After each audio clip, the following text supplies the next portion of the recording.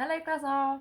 Right then, I hope you're ready for this week. We are no longer on the farm or looking at creepy crawlies or life cycles. We are going to a completely different habitat, somewhere a lot wetter.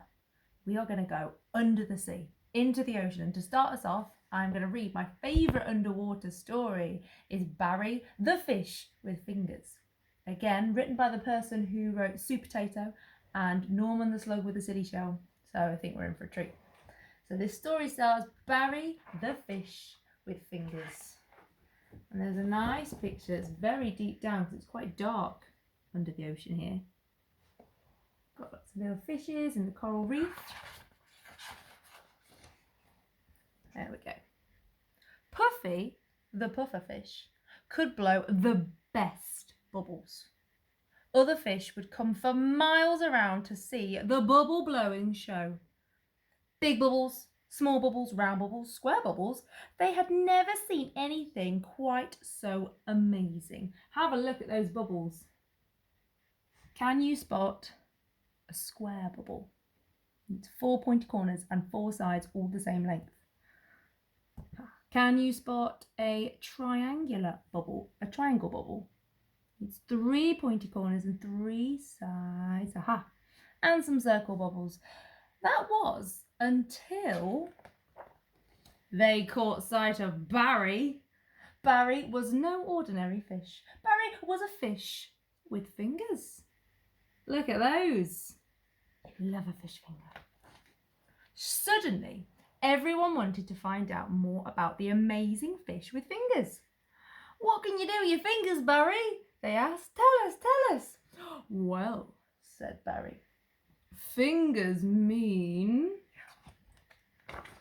finger painting, knitting, cutting. Look at that. I love a paper chain. Finger puppets, he said. But best of all, fingers mean tickling. They're having a great time. The fish had never had so much fun. Come on, Puffy, join in, said Barry. But Puffy didn't want to join in. Puffy was feeling sad. Why do you think Puffy's sad? He seemed really happy when he was blowing bubbles, and all of a sudden he's changed. Nobody wants to see my bubble blowing show, he sighed. I hate Barry the Fish's fingers. They're stupid. It's not very kind, is it? I understand he's feeling sad, but Barry's not done anything wrong. I wonder what he could do instead, because he's just sulking at the moment and he's not having a very good time.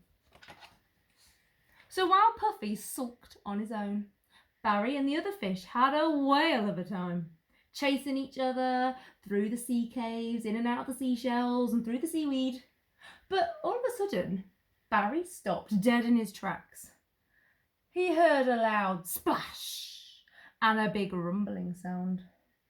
Then the sea got darker and darker, and a big shadow covered the ocean. Oh no, cried Barry. What could possibly be coming down on them, making a shadow? Could it be a shark? A big net that's going to catch them? Oh no, cried the fish. A huge crate, a big wooden box, had fallen into the water and it was going to squash Puffy. Quick, Barry, do something, cried the fish. What could he do? And that was when Barry did something amazing, truly amazing. He pointed. Look out, Puffy, he shouted. With a loud crash, the crate hit the seabed. Was it too late? Had poor Puffy been squashed? Gonna make a prediction, what do you think? Phew! No, he hadn't been squashed. Thank you, Barry, said Puffy. You saved my life and I'm sorry for being grumpy. A grumpy spoil sport. Can we play jiggle chase now?